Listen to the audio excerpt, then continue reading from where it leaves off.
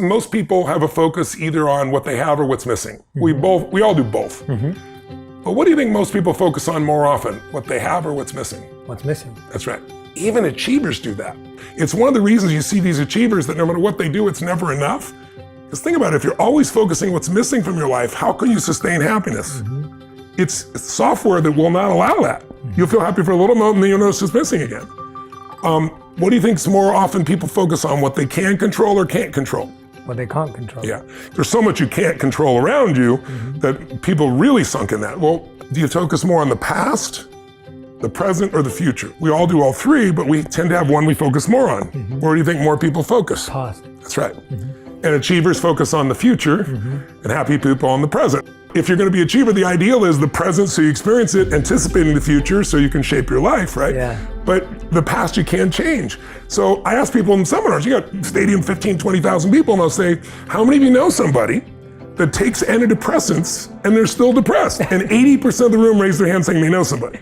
Wow. Well, how come? Because all antidepressants do is numb you so that you're less intense, but they don't deal with the source of the problem, which is you're constantly seeing what's missing. And it doesn't matter whether you're successful or not. That's why there are these people that have been wealthy and take their own life. They see what's missing. They focus on all the things they can't control. There's plenty we can't control, but there's plenty we can influence and plenty we can't control. And just a couple of changes like that completely change someone's life. And so those changes in the beliefs and values change what they look moment to moment, change their experience of life. They're no longer depressed.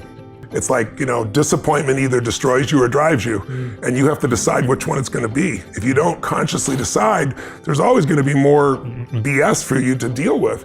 And but that's why I think, when I do my events, the reason I do the 12 hours a day, I can tell you something all day long, or I can get you to build the muscle. Yes. And the build of the muscle is by experiencing. And I always tell people, a belief's a poor substitute for an experience.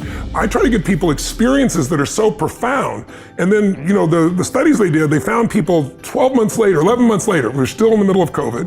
They did my digital seminar, and they measured my body, like the amount of times I jump 1,000 times in a day, and I weigh 282 pounds, and I come down 4 times the body weight, so it's 1,000 pounds times 1,000 pounds of pressure. My lactic acid, if you've ever been with a friend and you're running and you can't talk, the point you can't talk is a level 4 of lactic acid. I'm at an 18 and still speaking. So they decided to do that on my audience. And they found an interesting pattern. This is the same group that works with some of the Super Bowl champions and some of the Stanley Cup champions and so forth. There's a ratio in the body of testosterone versus cortisol, the stress hormone. And when the ratio is balanced, they call it the championship bloodline or bloodstream. It literally gets you to follow through. So 71% of the people, they had a 71% drop in negative emotions, 53% improvement in positive emotions, and 11 months later, in the middle of COVID, it held, because it's a biochemical change. But a transformation requires immersion. It's like, if you ask the average person, did you study a foreign language in school? Most people, oh yeah, high school, college, speak it. They don't. But if you turn around and you said, okay, what if you want to learn Italian? And I just took you to Rome and dumped you off for 6 weeks. With no teacher, you're gonna come back 6 weeks later speaking, Italian. So it's immersion. And if you wanna master something, I think that's the thing most people don't do. They read a little bit, they listen a little bit, they dip in and out. They don't go day and night, night and day in total immersion in something that transforms them, and also something that makes them push through their fears. Because in the end, that's the only thing that stops me. Everybody's got a story. I didn't know this person. I don't have the resources. They have all the things they don't have.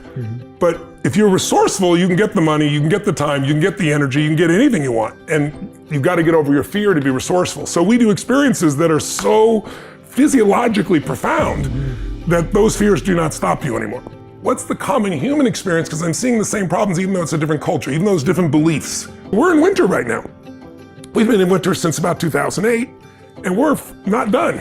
We probably got another 6, if history shows, if it's repetitive, it's not exact. There's probably another 7 or 8 years of this. And what happens in winter is the external world the last winter was World War II. And the external world is reformed. Different countries relate in a different way. A new reserve currency happened. The United States became the dominant force. Now you're dealing with China. We're seeing the challenges happening in Russia and the Ukraine. We're seeing things all over the world. People are looking at life differently. People are worried about whether the planet's gonna survive or not, global warming. And so there's gonna be a lot more turmoil. There's internal turmoil within most countries, including the United States. But what I try to tell people and hopefully helps them is winter does not last forever. No pandemic has lasted forever. No war has lasted forever. And what's next is springtime.